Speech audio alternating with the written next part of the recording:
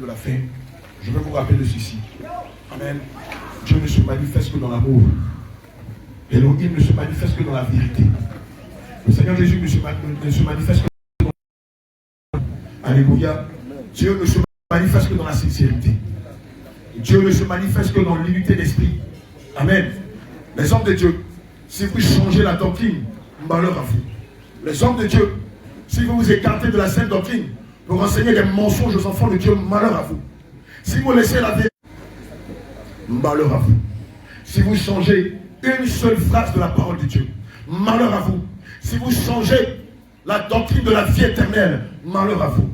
Mais si vous gardez l'éthique, si vous gardez les commandements de Dieu, si vous gardez les lois morales et les préceptes de Dieu, vous serez bénis.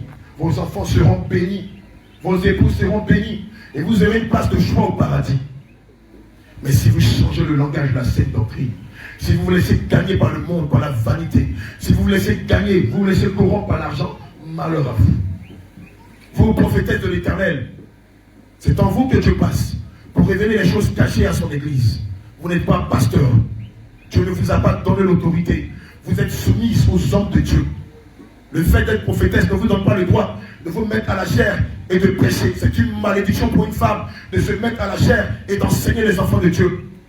Et quiconque qui va dans une église où une femme est pasteur, il est maudit. S'il meurt là-dedans, il ira en enfer.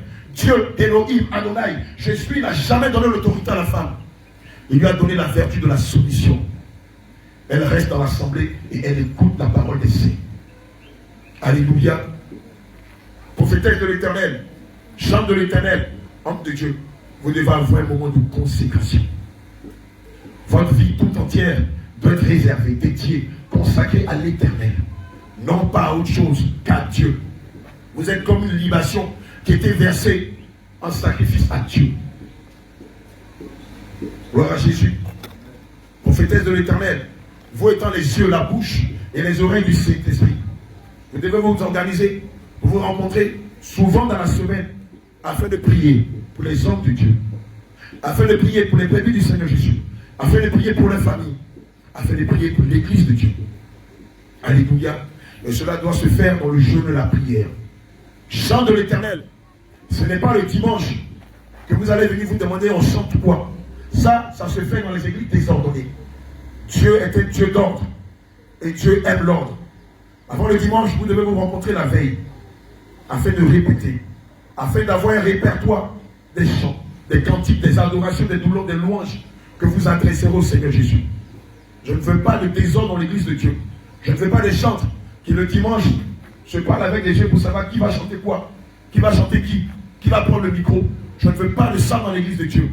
Les Saintes Écritures disent, maudit soit celui qui fait l'œuvre de Dieu avec négligence. Maintenant que l'église de Dieu a été établie, vous avez intérêt à travailler d'arrache-pied. Vous avez intérêt à aller moissonner des âmes pour le Seigneur. Dans la semaine, vous pourrez avoir 1 ou 2 semaines, 2 jours pour aller évangéliser. Ça, c'est le programme de l'église. Mais vous-même, personnellement, dans vos lieux de travail, dans vos commerces, à l'école, dans vos services, évangélisez vos proches.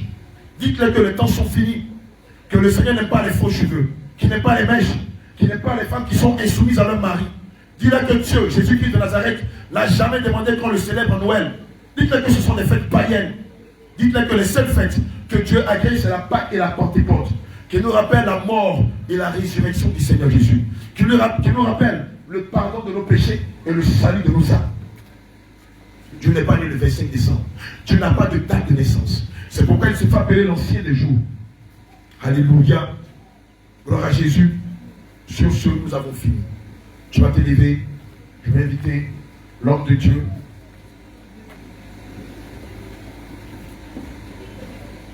L'apôtre Jean-Jacques, qui va nous conduire dans la prière de la fin.